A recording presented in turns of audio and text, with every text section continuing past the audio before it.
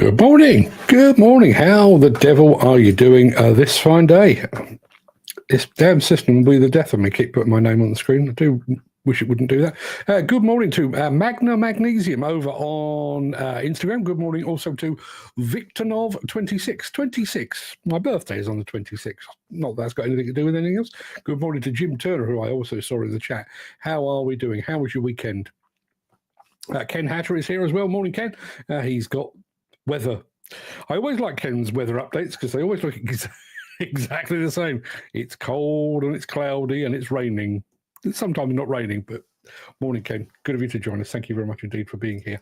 Don't want to give too much away, but my monologue for today. If you are in any way patriotic, whatever you choose, you might not like it. You might remember on Friday last week we were talking about the very many things that are a bit wrong in this country right now, and I've decided to focus on that today. So if that's the kind of thing that might get you goat, then you may want to tune out. Morning, Dan. Dan Cullen has just joined us, and I can prove it. Where is he? He's just gone. There we are. Good morning indeed. How are you doing, Dan? Hope you're fit and well. We're not going to mention that thing, Dan. You know. Mark Whiting's here as well. Morning, Mark. Thank you very much indeed for being here. Joe Brown Construction Company over on Instagram is here as well. And Victornov26, you missed us? Of course I missed you. Jim Turner says, terrible weekend, still poorly and feeling like crap. My wife is exactly the same. She has actually gone to work this morning. But yeah, she's not feeling the best at all. Joe Brown Construction Company, all the way from Philadelphia, PA, in America. Big day for America today, obviously. It is the inauguration. Joe Brown Construction, I'm not sure what side of the political fence you sit upon, so I shall keep my thoughts to myself. If you know what I mean. Cool down here in Bristol, says Dan Cullen and Alex Latham. Alex Latham has arrived, which means we can now start the show. Good morning to you, Alex. Thank you very much indeed for joining us. Magnusum says, where are you from? I'm all the way from the UK, but just out. Well, I'm originally from London, but just outside the London is where I'm speaking from now. I'm a working man, says Joe Brown Construction Company, which I think means he leans in the Trump direction. And Victornov26 has also put up MAGA and lots of American flags. Yeah. Dan Cullen says Trump signing loads of papers today. Yeah. I'll move on. Chris Ford's here as well. Good morning, Chris. Thank you very much indeed for pitching up as in a timely fashion. A couple of times, well, no, I think once last week we didn't have any news. We've got the same thing again, but it doesn't matter because we've got plenty of video to fill the hole. There was some news today, but nothing to get much excited about. Victornov, who I'm sure he's saying this in his very, very best English accent. Cup of tea, mate? Yeah, I'd love well, in actual fact, I've just had a cup of tea, mate, but thank you for asking. Really appreciate it. Enjoy today, Joe Brown, says Jim Turner. It's a working man, I am, and I've been down underground. Song lyrics. I'm a working man, I am. Yeah. I remember I'm a union man. Can't remember that one. Anyway, let's crack on, shall we? It's time to roll the intro, post the question of the day, and get this show on the road.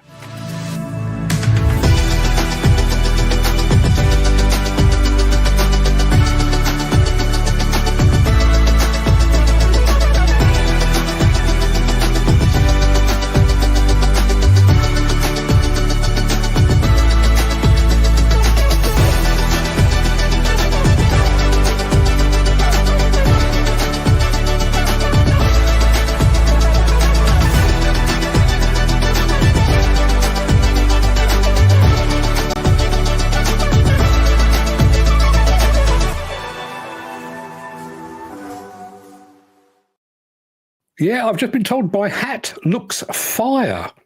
Yeah, now, I'm down with the kids. I know what that means. It means they quite like my hat. Well, it's one of a pair. There's another one just like it, although bigger badge on this one. But thank you very much indeed for that. Joe Brown Construction saying Union strong. Yeah, not here. Union week here, I'm telling you that.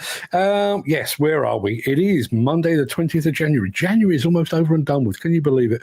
Welcome to the Breakfast Show. I am your host, Mark Anthony, the Walrus of Demolition. In today's show, Develon's new mini marvel. Liebherr gives machines a second life with its Reman program. LiuGong builds roads without human intervention, and we're going to find out how to operate a JCB Pothole Pro. All of that to come. But before we get to that, we do have the small matter of today's mystery machine, where Dan Cullen is in a slight lead today. So let's roll this and see what he does with this one.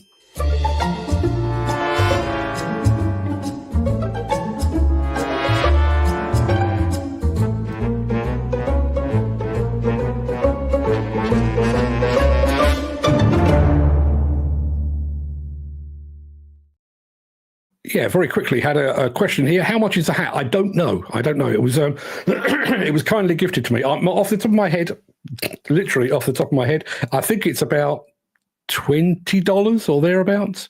About £17 of your, or 17 of your finest English pounds. About $20. Go to bobcat.com, search for their merch, and you'll be able to find it right there. And I would recommend. In actual fact, if anybody else is in the mood for clothing, Bobcat is one of the few that I will wear.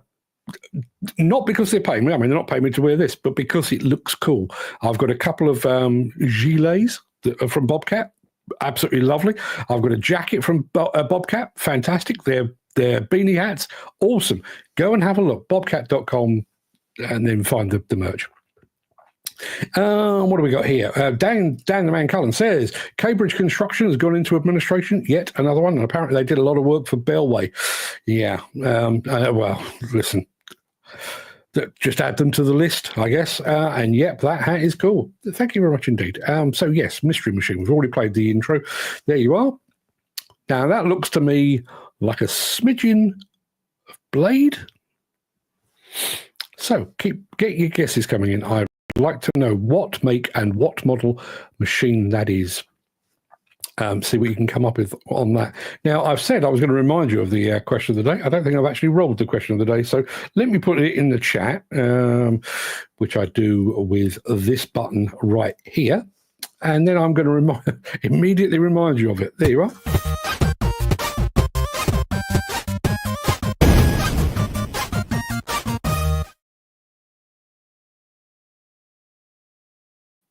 Yeah, question of the day today is this, and don't before you dismiss it, stick with me. Do you speak any other languages? Now, personally, I don't, but I do know enough to order a cup of coffee and say thank you in French, Spanish, Italian, and German. I can say thank you in Finnish, and I was taught to order a beer in Egyptian once, but I can't actually remember how that goes. So I'm not looking for you to be fluent. I'm just wondering if you can speak another language, even if it's just a bit. Magma Magnusson says, I speak German. Well, guten Tag to you, sir. Well done. Please let us know. Do you have any smatterings of foreign languages that you'd care to share with us? Go back to the Mystery Machine, because we've got, what do we got? I'm sure I saw one. Yes, Dan Cullen reckons it could be a Komatsu D39 EXI. It's not, but you're on the right path. Mick has just joined us. Good morning to you, Mick. How are you doing? And just as importantly, how is the hound this morning? Dan Cullen says, it's a Shantway DH13-M. It is not. Jim Turner reckons it could be a Liebherr dozer. It is not one of those either. Chris Ford, going back to languages, fluent Derbyshire only, but I can tell you to F off in several languages. Always useful, that. Does old Cockney slang count? Well, on the basis that I was brought up listening to it, yeah, it absolutely does. We'll come back to that in just a moment. My dad had a whole heap of expressions that I'm not entirely sure they were Cockney slang. He did a bit of rhyming slang from time to time, but he used to just say weird shit. His favourite expression, a friend of mine who was a bit of a lad, my father would refer to him as a toe rag and a footpad. Never entirely sure what that meant. Not what are you playing at, or what's your idea? It was always, what's your brown paper? No idea about that. And he was he rolled his own cigarettes, and cigarettes, or the tobacco therein, pig's head. Pig's head, which I guess if you extrapolate it out, maybe pig snout. I don't know. Listen, he spoke a nonsense language. Back to the mystery machine, which, as we know, looks like that. Chris Ford reckons it could be a cat D6XE. It is not. It's not a Komatsu D61PXI. It's not a D65PX either. It is none of those things. Let me show you a smidgen more. Yes, definitely a blade. But from whom and to what is it attached? I'd like to know a make and a model. Let me take that away because we've got loads and loads to get through, starting shortly.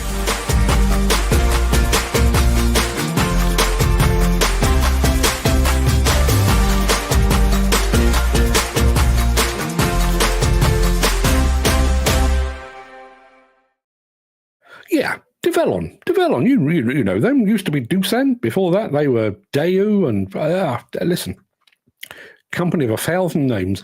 They've got a new mini excavator out, and it looks like this.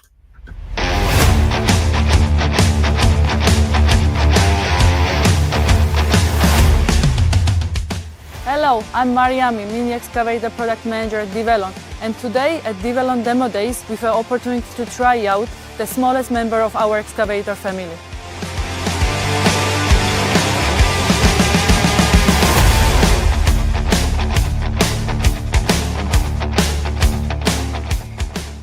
Ergonomic flexibility is provided by tilting and swivel consoles, allowing operators to adjust the space according to their individual preferences.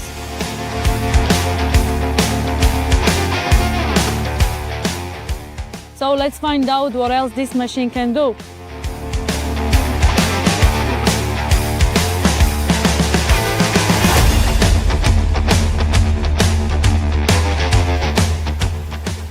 The X10Z-7 comes with new boom design and increased arm length, translating into enlarged working range, increased lifting capacity, and reliable power. The features that make it versatile brings the additional value of safety. During the heavy loads, the retractable track keeps you grounded, while the zero tail swing makes sure no interaction in tight spaces.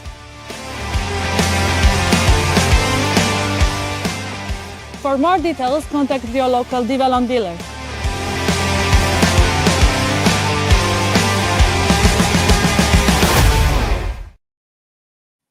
Good morning to Roger Mulvaney, who's just joined us over on Instagram as well, along with a bunch of other people, including Ken Hatcher. No idea why Ken's over there all of a sudden. He actually says over on Instagram, the old DX1 was a cracking tool. It was indeed. Let's have a look. Loads of stuff to get through here. Let's have a look. Mick says, brown paper covers it all. Toe rag is a wrong one. Well, my old mate Bruce was definitely one of those. Toe rag and foot pad, a bit of a bounder and a tea leaf. Yeah, that pretty much sums it up as well. Gary Muirhead is here as well. Morning, Gary. Thank you very much indeed for being here. All you beautiful people. He's obviously aiming that at all of you, but thank you very much indeed for that, Gary.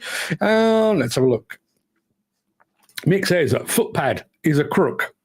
Yeah. Yeah. Here is the mystery machine that we're working on. Gary reckons it could be a Komatsu D85PX. It is not. Dan Cullen reckons it could be the DX65EX-18. It's not. It's not the DX65WX-18 either. It's not a CAT D6E, and it's not a Komatsu D65EX-15. You stick with Komatsu, but you're not there. You're not there. As my old man used to say, he's a fly-by-night. You're a fly-by-night. Yeah, absolutely. Had that a few times. Loads of expressions from growing up. My father's favourite was, you treat this house like a hotel, or his other one, which I have to admit, I could never see the wrong in. You arrange your life around pub hours, he used to say to me. He was teetotal, and at the time, I really wasn't. Let's show you a bit more of the mystery machine. There you are. There's a bit of cab there. Does that help at all? Is that a distinctive light on the front of the cab there? Is that some distinctive glass? Dan Cullen's usually good at spotting these things. Let us know. What have we got? Gary Muirhead is going for the Komatsu D61PX. It's not.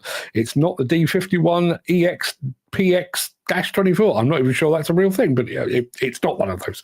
Whatever the hell it is not one of those. We'll be back with some Liebherr in just a moment. If you are enjoying this episode, please consider supporting the show. You can leave us a tip at buymeacoffee.com/demolition news. It's a funny thing how this show has evolved over the nearly 5 years that it's been running. When I first started it, I was intent on everything being, brand spanking new, the latest news, the latest equipment. Obviously, a lot of you like the vintage machines, but over the past year or so, there does seem to have been this acceptance that we need to get more out of the machines we have. Lots of people extending the life of their machines, including those at Liebherr with their remanufacturing program. The environment and the climate mean a lot to us all. For climate protection, the correct use of resources is of great importance. And nothing saves more resources than a product that doesn't have to be produced in the first place. With our Reman program, we have made it our mission to give used machine parts a second life. From gearboxes and engines to hydraulic and electronic components. These are completely dismantled by us, cleaned, evaluated for reusability, reprocessed if required, and reassembled, and tested for full performance and reliability. This gives you a fully remanufactured original part with uncompromising quality and performance. And once again, the component has a whole service life in front of it.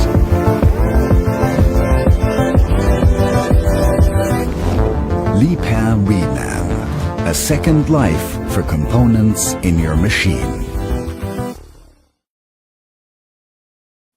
Now, I think Ken Hatcher is trying to... I'm basically following Ken like a game of tennis. First he was here, which is the main chat that I've got going on. Then he was over here on Instagram. Now he's back here, and he's back here to say, hey, well, first things first, he doesn't speak any... Do you not speak any Welsh, Ken? I'm not taking the mickey here. Do you actually speak any Welsh? Be interested to know. You are in the home of the Welsh. Be interested to know on that. He also says it's a John Deere dozer. It is not a John Deere dozer. Let's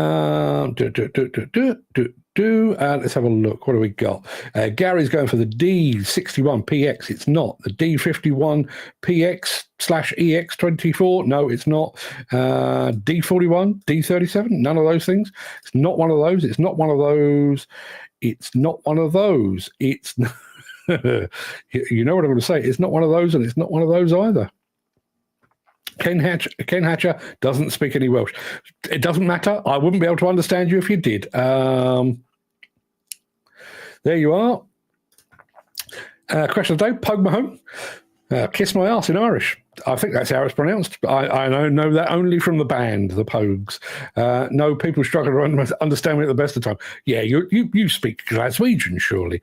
Ken Hatcher, I'm struggling with English, sorry. As you could probably tell from every day we do this show, I'm struggling with English as well. Surprised nobody's got this one yet, but there you are. There's a little bit more cab. Keep the guesses coming.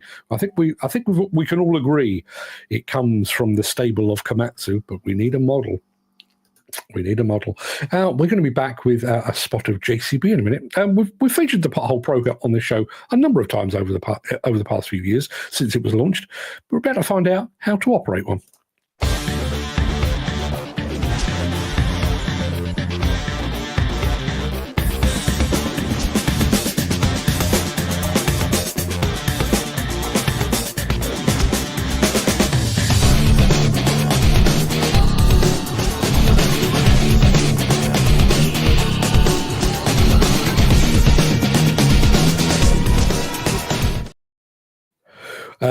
Very, very quick update here. It's not the right answer, but I can tell you, Chris Ford reckons it's a Komatsu D85 EXI/PXI-18. It's not.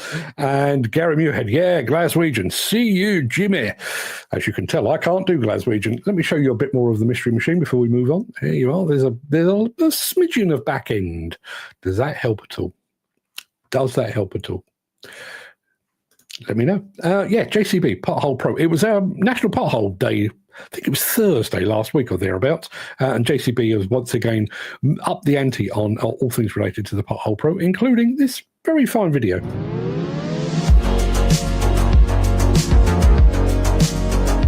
Hi, I'm Rich Matthews. I'm a sector sales specialist for the municipalities. So we're here today over the 2 days training Flintshire County Council. They have an operator who was already trained and now they're going for a second operator. His name's Ash, and as you can see behind me, Ash is on the machine currently and he's really picking it up.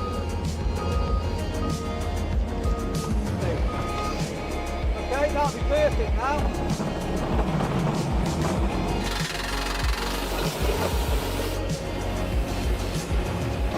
My name is Luke Williams. I am currently the Compliance and Training Manager at Flintshire County Council within our Street Scene Services. We're here to provide the training, obviously, to ensure that we are providing our operatives with a professional skill set. Obviously this will work lovely up to 3,000. And obviously ensuring that they're able to operate the Pothole Pro safely and efficiently. Definitely something that's brand new. We've never seen anything like it before. It's all just been positive all round. I'm Ashley Pullock and I drive the Pothole Pro machine for Flintshire County Council. The reason I wanted to upskill in the council is just progression within the council, to better myself and just go a bit further up the ladder. Remember to go in flat as well, that's it. To become an operator of the Pothole Pro, once they purchase the machine, I will then come out on site and I will then spend as many days with them which is needed to get that operator up to speed on that machine. But I won't just come out the once. If they need more support, I'll just keep coming back until they're happy with the support that we give them. You can slow it down, right down, okay? The fact that we were able to provide our workforce with that training and that opportunity, it shows that, again, we then provide perhaps even the future generations that come into Flintshire County Council. This is the sort of opportunity that we provide with careers within, this line of work of street scene. JCB will support the customers all the way through as long as they need.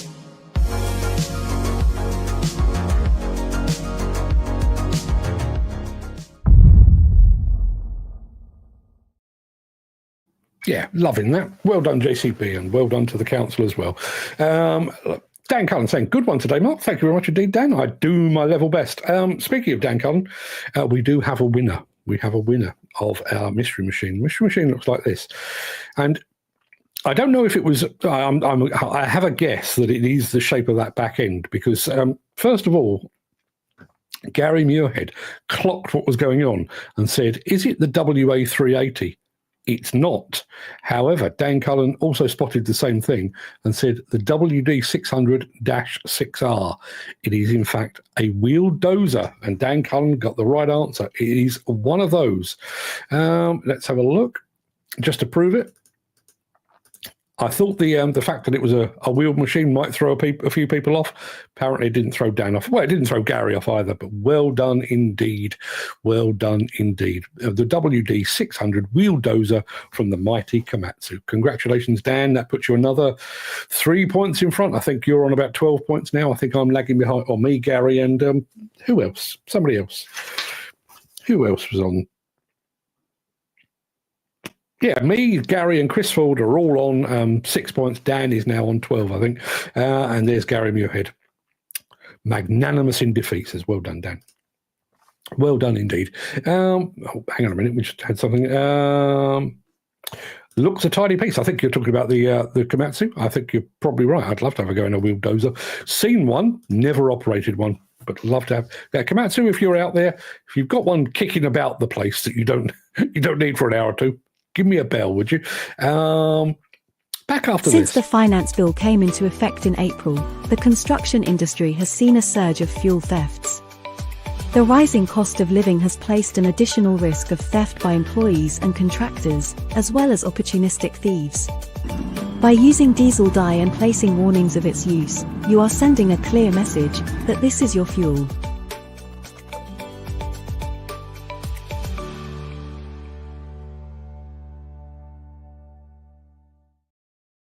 So you know that line in the movie Back to the Future where we're going, we don't need roads or we won't need roads? You remember that? I can't remember. Was that Back to the Future 1, Back to the Future 2? I don't know. But whatever it is, where we're going, we don't need roads. Well, apparently where we're going, we do need roads. We just don't need people.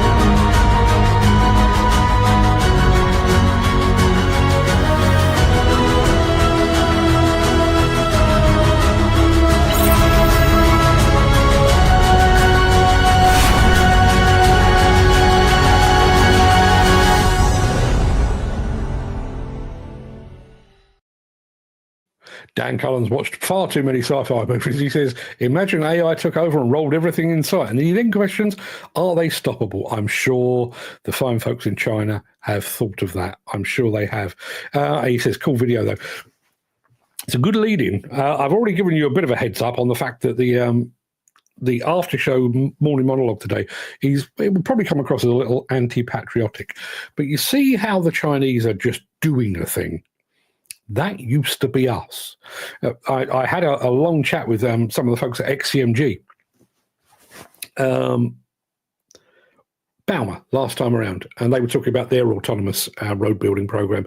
And apparently there are bits of China, if not the whole of China, where you can basically just do that.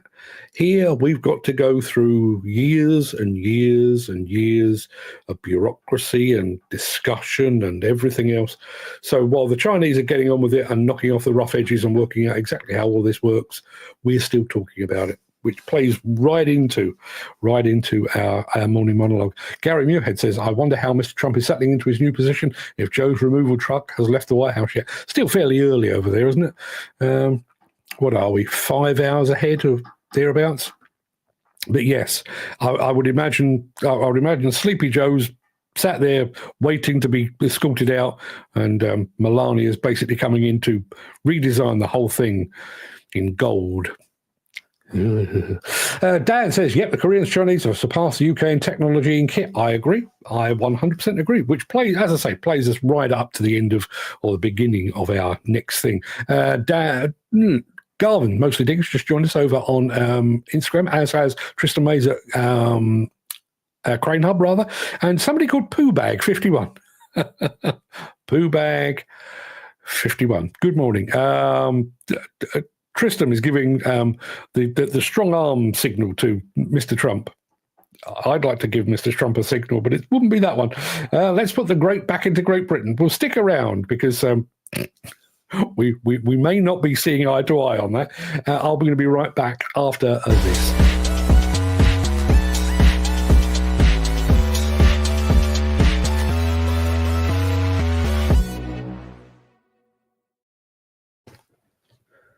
There was a time when the United Kingdom was I want to do that again.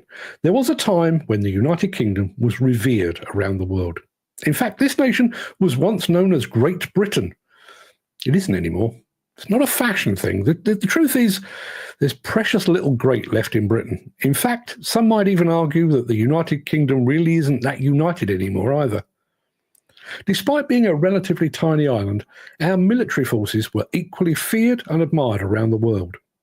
With their ability to uphold justice with nothing more than a whistle and a stick, our police force was the envy of other countries.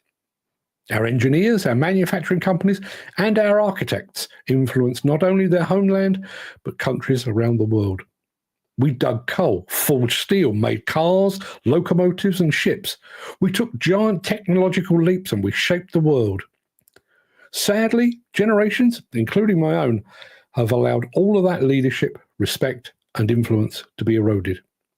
Our military is a shadow of its former self, starved of funding. Our police force is no longer on the beat. It's too busy taking care of paperwork and answering accusations of corruption, scandal, excessive use of force, and institutional racism. Our road network is crumbling, and we can't see the construction of a railway line through to completion without suddenly getting cold feet. That's cold feet. Our education was once the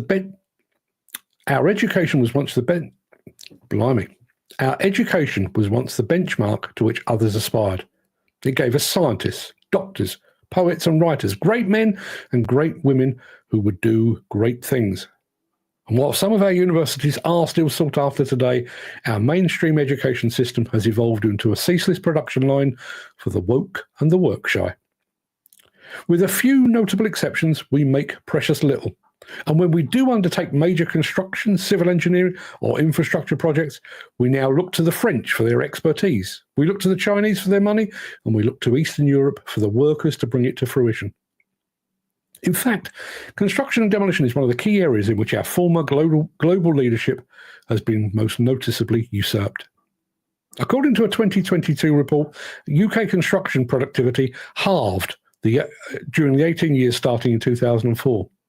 UK construction productivity lags behind those of Germany, Austria, Italy, Poland, Romania, and Hungary.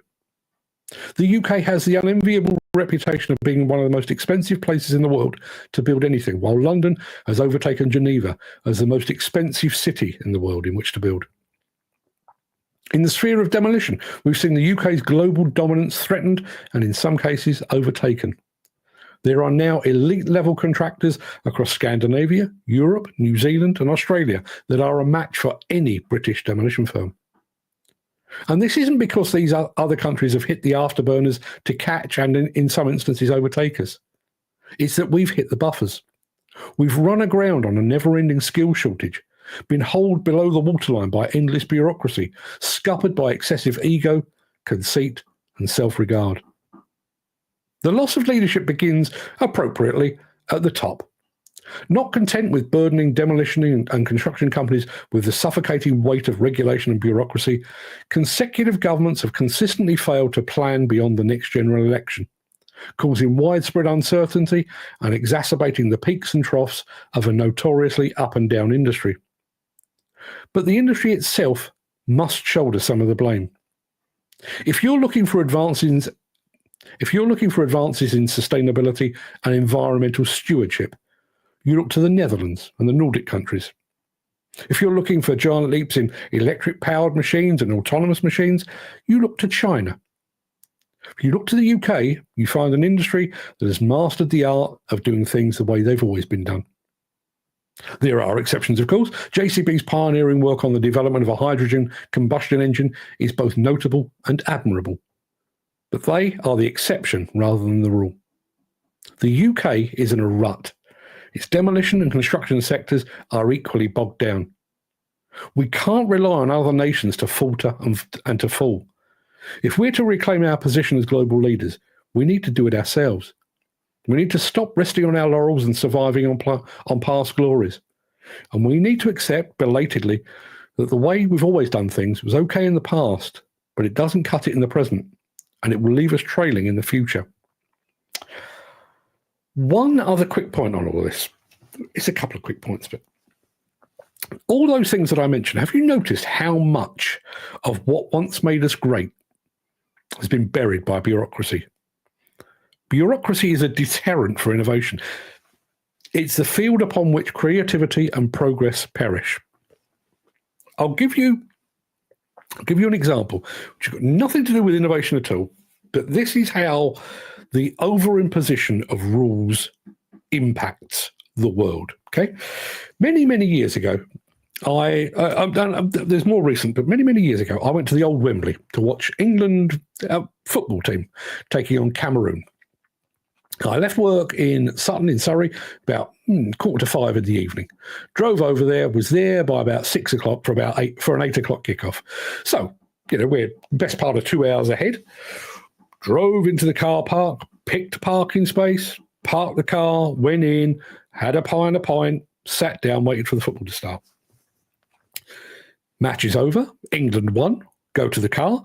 At this point, we now have a car park filled with people wearing high-vis jackets that are doing, that sort of thing with their hands. 2.5 hours to get out of the car park because of the overimposition of rules and regulations. How do they think we get by at Sainsbury's on a Saturday? I can park my car, been doing it for a long while. Do I really need a spotty wick giving me that? Do we really? Do we? More recently, if you go to a UK exhibition, like Hillhead or Plant Works, you've got exactly the same thing going on. We must have marshals. Ah, yes, marshals, for they are vital, because otherwise there would be chaos. And if there was chaos, it would be France. If you get to Hillhead ahead of time, which I generally do, drive into the car park, take your pick of the parking spaces, job's a good one. Wait until the marshals arrive, queue as far as the eye can see, right back into the town of Buxton. And everything relates back to that. Everything that holds this country up. I said it earlier when we were talking about the Chinese with their autonomous machines. The Chinese have decided, yeah, let's have a crack with the old autonomous machines. Here, we can't. But bits of America have got autonomous cars, Teslas in self-drive mode, and I know there have been a few accidents, and I'm not advocating for that necessarily, but where the Chinese and some bits of America have said, yes, we're going to give that a go. Here, we must have a meeting. Must have a meeting about a meeting before we have a meeting about the meeting, and then we'll have a government white paper and a think tank. And so, over to the chat. Good morning, everyone. Dan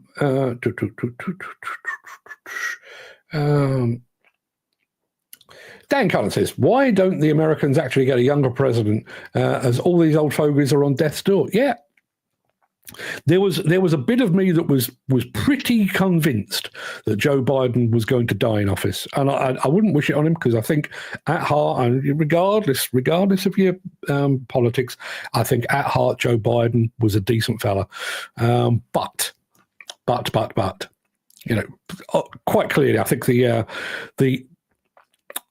trying to think of the name of it, the debate that he did, where he was quite clearly struggling. I mean, you have to question the Democratic Party. You have to question those surrounding him, his family included. Was he fit for the job? No, probably not. But then we had an opportunity, and I realised the idea of having a female president and a black female president was a little too much for some of the Americans to swallow, and therefore we didn't get that. But we also had the opportunity for a younger president. Decided against it. Dan says, "Why do these presidents have to be millionaires, old as horses fart? Beyond me, a younger would be better, and knowledge of the younger generation." I agree. In a roundabout way, this brings me back. I mean, both my parents and my in-laws voted for Brexit. Now, regardless of your politics and regardless of your feelings on whether or not we should be in or out of the EU, who the hell were they to impose their decision upon future generations? I mean, my parents both voted for Brexit and were dead within 2 years. So they were partially responsible for the imposition of a set of rules and regulations that will impact me, my children, their grandchildren, and so on down the line. Selfish is what I say. In my opinion, the greatest walked out the door of Britain. It's now soft Britain and woke Britain. Yeah, I listen. I think the word woke is overly used. I do think it's overly used, and I'm not the one to stand here and spout about that. But when you think about it, so much of what once, for example, I'm not saying we should be at war. Wars are an awful bloody thing. They should never happen, particularly in this enlightened age. But you go back to the early 1900s, the First World War. You go back to the 39, 40, obviously with the Second World War, and you had young men lying about their age in order to fight for king and country. If somebody declared war today and we had conscription, you would see, never mind the small boats coming this way, the channel would be filled with small boats going the other way as our current generation headed for the hills. No one has the balls to stand up against what's going wrong, letting pussies run the country. Yeah, I agree. Gary Muirhead says, here's a country that really punches above its weight, I would say. Makes me very proud and fills me with amazing pride to think of all the world's inventions that my small country, Scotland, has produced for the world. Yeah, absolutely. Really punches above its weight. But has it done so recently?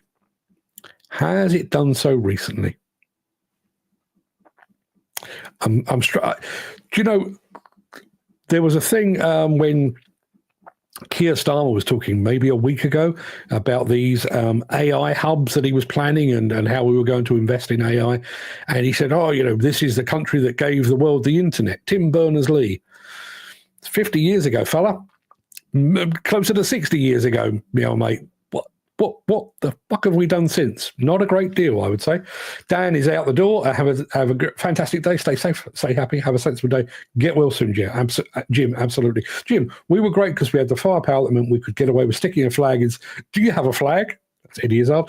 Then we'd use that country for our own ends, making us even greater and more powerful, which was great for jobs, skills, entrepreneurs, innovation, and social betterment. Now we are just a great big joke. It's interesting, isn't it? When I first started this, I was thinking, I'm going to get a backlash. I'm going to have, how very dare you? How dare you speak about good old Great Britain in such a way?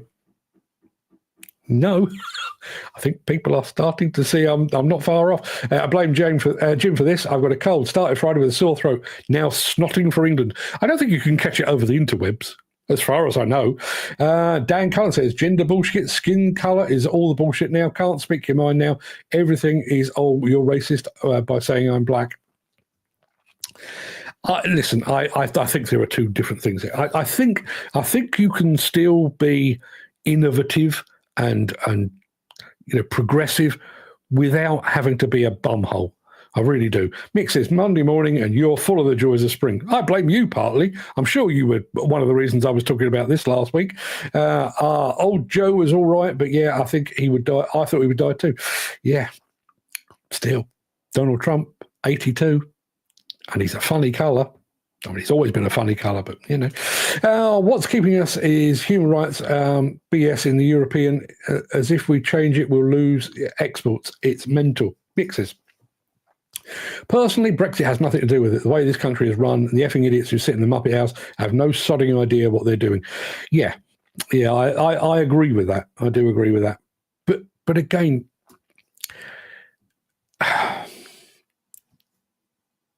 I still regret our decision to vote for Brexit on a daily basis, and it really is as simple as this. We've tried hundreds and hundreds of years where we've fought against the Spanish and the French and the Germans. It didn't work. Loads of people died. It was horrible. And then we had a few years where we decided we'll all be part of the same club, and because we couldn't get our own way in a few things. And because Nigel Farage was stamping his feet in the background, we all decided, no, fuck that, we'll bail. Very, very silly. Now, you can't hang your flag in your garden. Next door neighbour from Pakistan complaining, like America, where they hang their flags with pride. Do you know, it's interesting. When you see this, if you choose to, if you go and have a look on YouTube, when I've cut this down and put this up as a standalone video, I've actually got a photograph. It's an AI, but it's a pretty good one, where I've got a tattered Union Jack. Even that has been usurped, hasn't it? Now, I'll be absolutely honest with you. When I'm filling in my nationality on anything, I always refer to myself as English. I am English. I'm not British. I am English. And I'm sure Dan would say he's Irish. I'm sure Gary would say he's Scottish, because that's absolutely fine. But, when we compete at the Olympics or whatever it might be, there's the Union Jack flying high. It flies over Buckingham Palace and so on down the line. But we've allowed that flag to be bastardized. We've allowed it to be seized. It's either been seized by the right wing end of things, it's on the T-shirts of skinheads, or we've allowed ourselves to believe that's the case. I've actually got a scarf. I should have worn it today, actually. I've got a scarf, which is a huge bloody thing. It's actually a Union Jack. I wear it with pride, particularly when I'm overseas. Would I wear it here? I probably wouldn't. And I wouldn't because it kind of gives off a vibe. It's not my vibe. It's a vibe that has been put upon it. Yeah. But they are allowed to hang these stupid Palestine and Ukraine flags with no retribution. It's ridiculous. Jim Turner says, sorry, Chris, I probably have coughed in your direction over the last few days, and you best keep your doors and windows shut too, because I've got to nip over to Ashbourne too. Lock up your daughters and lock your doors. Paint a big red cross on your door. Jim Turner is on the loose. They come here and don't respect local traditions and rules. I think that cuts both ways. I do think that cuts both ways. I think we are equally guilty of that. You go to the Costa del Sol and tell us that we don't do exactly the same thing when we go to Spain. I remember going through, it's a while since I've been there, but in Marbella, there's this beautiful marina. It's all modern and beautiful, gorgeous, fantastic, lovely. And there at the end of it, there's a cafe with a huge, probably a 10-foot high blackboard that says upon it, British food cooked how the Brits like it. How dare we? For one thing, a Spanish breakfast is better. And for another thing, how dare we do that? We're exactly the same. Megan Wood, stand by your beds. Megan Wood, all the way from the mighty US of A. As an American woman, Europe will always be the most progressive and inclusive. I think it may be for the next 4 years. I think it may be. Mick says, had a run-in with Palestinian supporters yesterday evening, waving their flags at the ceasefire, standing outside the pub, having a fag, and one comes running up at me screaming. Then he saw the star of David around my neck. Got to admit, a West Ham mate stopped me from tearing the flag and the wearer to pieces. Ain't England grand? See, whoever thought that a West Ham fan would be a peacekeeper? Not in my day. No.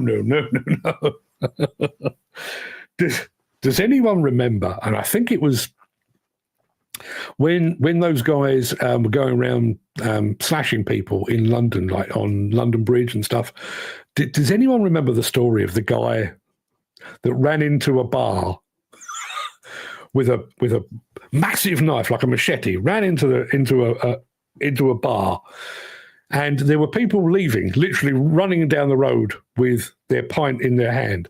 But there was one guy who stayed behind. And there's your man slashing people and threatening. And the guy stood his ground and said, "Fuck off, we're Millwall." Now, Mick will tell you, West Ham and Millwall fans, we do not get along. But there was a bit of me at that point that saluted towards Millwall. That's how the Brits do it. Fuck off, we're Millwall. Whoever that guy was, you have my endless admiration. So yes, there we are. Bureaucracy, and I didn't just dig this up as a quote. I wrote this morning. I actually wrote this. This is my own work. Bureaucracy is a deterrent for innovation. It is the field upon which creativity and progress perish. And don't we have a lot of it? Don't come back to that and go on the wall. Yeah, absolutely. Dan Cunt says, I've been there, Mick. Give me a call. Burn those flags. What's the UK got to do with Palestine? Indeed. I was going somewhere with this. Where was I going with it? Yeah, I'm going to give you another example. And this is not, well, it's partly bureaucracy, but this is how we over cleanse. Okay, and I'm not talking about racial cleansing here. Give me a moment. To my mind, one of the best bits of London used to be, up until about 20 years ago, Camden. Now, Camden, for those of you that don't know, Camden is kind of the Wild West. It was one of the many birthplaces of punk. It was Amy Winehouse Central, and it was its bars and its music venues and its the Camden Market sells took that you didn't even know, but it was kind of lawless. You'd occasionally see the police around there, but you could go, you'd go into a pub and it would reek of weed, but the music was fantastic and there was a lot of creativity there, lots of like boutique shops of people selling their own homemade T-shirts, and it was really creative. Like Greenwich Village in New York, it was creative, absolutely creative. And then along come the local authority. You think, oh well, look at this. We have all of these American tourists pouring in to stare at the punks on the bridge over the canal. we definitely need to make this a thing. So what we'll do, we'll take away all that was there before, and we'll make it corporate. Camden is no longer even worth a visit. And I would say exactly the same for Carnaby Street. Carnaby Street. When I was a kid, 14 years old, I went up, well, no, actually, probably 13. I went to Carnaby Street. Me and a mate of mine lied to our parents, jumped on the train, went to Carnaby Street, and we bought some bondage trousers because this was punk time. And then about 2 years later, I went to Carnaby Street and I bought some kung fu slippers and a pair of really baggy trousers because David Bowie had some. You go there now and it's H&M and it's Gap and it's Starbucks and it's Cafe Nero. Because the powers that be have looked at the creativity and went, well, yes, that's creativity is all well and good, but why don't we have a slice of it? And the moment they take a slice of it, it all falls to pieces. think about that in terms of innovation. You've got. I'll use JCB as an example. Regardless of your thoughts on them as a manufacturer, regardless of your thoughts on hydrogen and its likely use in this industry, but they have pressed ahead, and now they've got the nod of approval. But that could quite easily have gone the other way. Somebody in government could have said, hydrogen, that's flammable. How very dare you? We're not going to have that. We're not allowing that. Construction sites and hydrogen, recipe for disaster. They could quite easily have done that. And all that innovation, all that creativity would have gone up in flames, literally. Let's have a look. The world would be a better place if people weren't allowed to move to a country unless they speak the lingo and know a certain amount of its history. I'd be struggling on British history if I'm being completely honest. And yeah, Camden was great. Few good artists to come out of there. Yeah, there absolutely was. And just to give you an idea, and listen, I'm a man of a certain generation, but I've been to Camden before now. I went to a gig once, and I went to Camden Market on my way to get something to eat. And I'm stood in a queue waiting to get some food, and a member of the specials was basically in the queue with me, and I recognised him. He saw that I recognised him. We didn't exchange words, but I went into a pub in Camden, and two members of Madness were sat there having a pint because it's Camden. Now you're likely to find it full of solicitors and stuff. Mick says, whole structure of statues and wokeism needs to be sorted out. Councils run like socialist parties. The government is not for the people, and the country needs to stand up as one and say enough is enough. Power to the people. Some parts of London were great, but now it's overrun by non-English people. Dan, I know where you're coming from, and I know you have your beliefs. Here's the thing. When I was growing up, 1,000 years ago, when I was growing up, I grew up in Battersea, and basically we were next door to Brixton. And Brixton was known for being very, very, very heavily populated with ethnic minorities. Lots of West Indians and Caribbean people there and stuff. Brixton today, Brixton back in the day was awful. It really was awful. And it was partly because of, I think it was very, very poor, but also I think it was overly policed. Now, I've got a mate there that lives there. It's lovely. And I go there. I would go there out of choice. Some of my favourite music venues are in Brixton. It's really good, but it's good because it's been allowed to get good. I hate to interrupt you, but I'm a third generation American, but my father's side of the family were iron workers. The trades provide an honest, amazing and honest way of work. Yeah, you're absolutely right. You're absolutely right. And isn't that so often overlooked? I mentioned it earlier. When you think about, and I'm talking about the UK here, but I would, America, exactly the same thing. What was it I said? Well, I said a thing.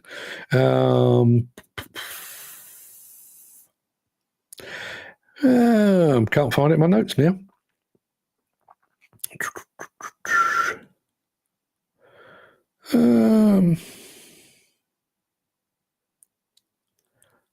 Why can't I find that?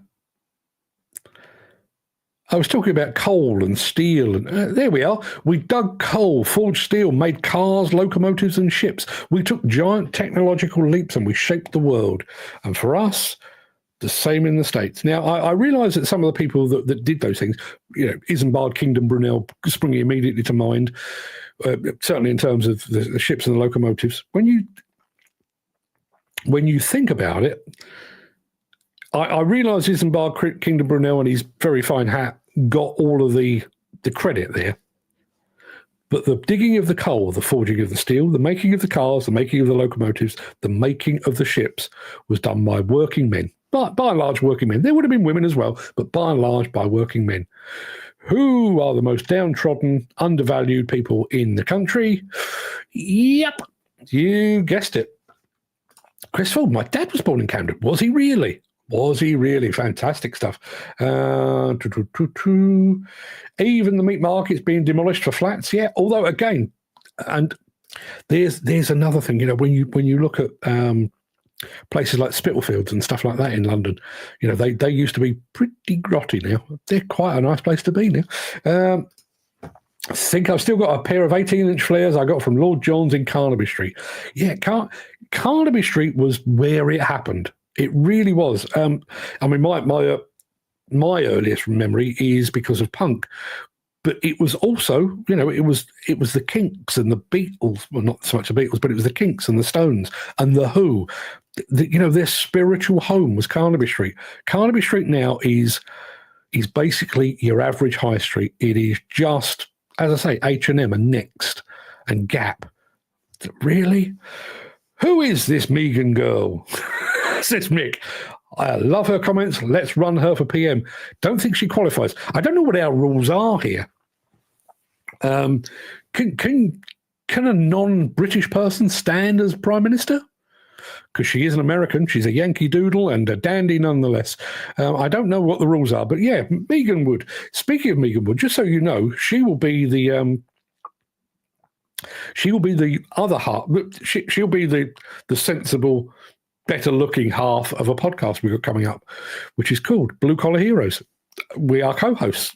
As I say, she'll bring the brains and the beauty, and I'll sit in the background. Mick says, and so polite also, she apologised for interrupting you. Think we on here could learn a few things from her. Mick, I'm used to it. My wife doesn't interrupt herself, and she interrupts me all of the time. So, yes, there we are, people. Have we put the world to rights? I don't believe we have, but I have stated my case, and I shall carry on doing so. No idea what I'm talking about tomorrow. I am working on something in the background, but I'll probably do it as a recorded video, because it's kind of along the same lines, but it's not. Yeah, they'll all become clear.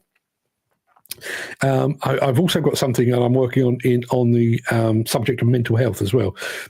Keep an eye out for that. Megan Wood says, I don't know about that. Well, I've spoken to her over Zoom or something similar, and she was perfectly polite there. In fact, you know, just to redraw the gender lines, she could barely get a word in edgeways with her husband sat in the background. Yes, sat in the background he was. Wouldn't say boo to a goose. And then once he got stuck in, there was no stopping him. Morning, Clint. International Operators just joined us over on Instagram as well. Sorry, fellas, but you've arrived just as we're leaving. But thank you very much indeed for being here. That's an hour, people. Almost exactly an hour. So go and have a good day. Try not to let anything that I've said upset you or play on your mind too much, because that's not why we're here. I'll be back tomorrow 10 a.m. for more of the same. Until then, everybody have a fine and splendid day. And to Megan and to all the other Americans, good luck with today. Whatever. Just good luck. You know what I mean. See you soon.